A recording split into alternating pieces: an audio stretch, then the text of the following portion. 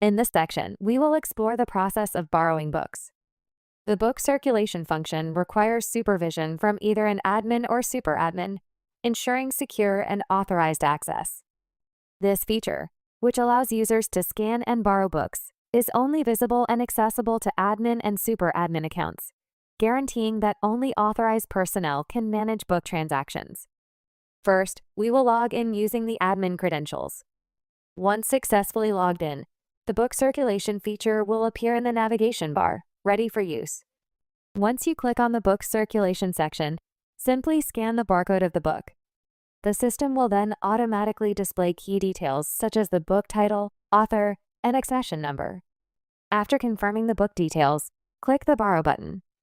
The system will now prompt you to scan the RFID of the user or borrower.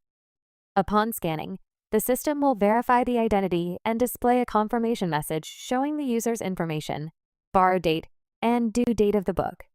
Additionally, a confirmation email will be sent to the user, containing the details of the successfully borrowed book along with the expected return date. That concludes the book borrowing process. Thank you for watching.